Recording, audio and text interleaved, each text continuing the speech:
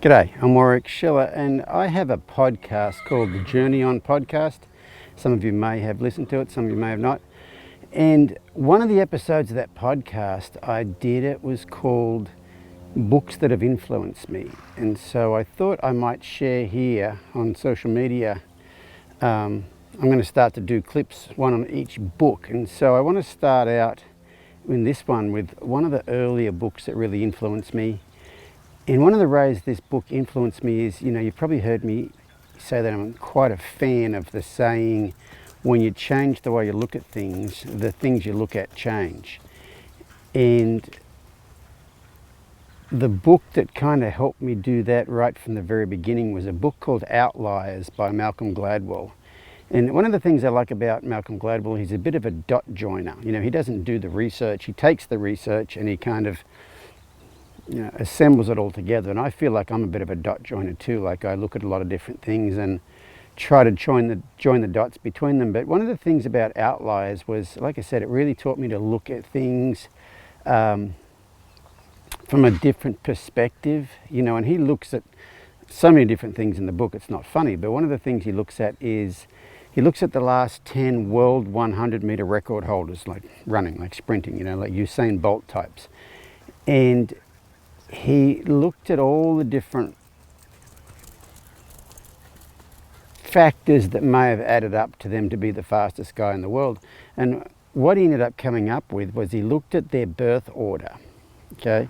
And so the last 10 world 100 meter record holders average 4.4, their birth order is 4.4 out of 5.5, which means the average family size of the sibling size of the world's, the last 10 world 100 meter record holders is 5.5 children. And on average, the world 100 meter record holder falls at about 4.4 in that. I think he says in there that there has never been a world 100 meter record holder who was the oldest child in his family. And the point he's trying to make in that is that if you are the oldest kid in your family, you don't have to run faster to keep up with your siblings. So you don't have to learn to exert yourself earlier on. Whereas if you are younger, like say the 4.4 out of 5.5 type thing, that you've got a lot of older brothers and sisters that you have to run earlier to keep up with. And so it's a lot of things like that that really makes you look at the world maybe a bit differently.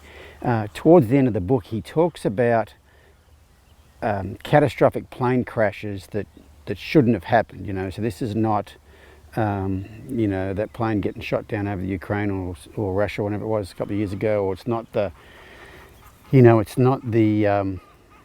Swiss air pilot suiciding into the mountains wherever he did that a few years back either. It is a perfectly good aeroplane, excuse me, that had no reason to crash but crashes. And every investigation into one of those type crashes says that there's 7 consecutive mistakes made. The pilot made a mistake calculating the winds before they left. The guy putting the fuel in made a mistake. Then the co-pilot made a mistake, and then the tower made a mistake.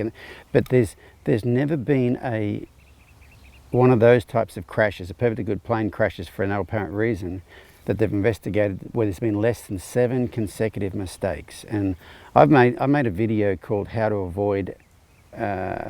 What was the video called? How to avoid something to do with, I keep getting distracted with Robin rides by, something to do with how to avoid an accident or something with your horse. And in that video I talk about the 7 consecutive mistakes. And with horses I try not to make one consecutive mistake. And I think people have big accidents with horses because they allow little things to slip and little things to slip and little things to slip, and then you end up with a big accident. But so that part of that book really helped me a lot. But the whole, so I suggest reading this book. If you haven't read it, it's a great book, and that's why I'm doing this series of books that have influenced me, in case you've got an interest in reading books that may influence you too. But that book influenced me the most, mostly because it got me to look at things differently, or understand that you can look at things differently. It didn't tell me what to look at differently. It just gave examples of what he looked at things differently. And then you kind of get a different perspective, and it really falls into that when you change the way you look at things, the things you look at change mentality that that has really helped me a lot with my journey. So anyway, that's the first book I'm going to recommend. If you haven't read it, I hope you do, and I hope you enjoy it. We'll see you next time.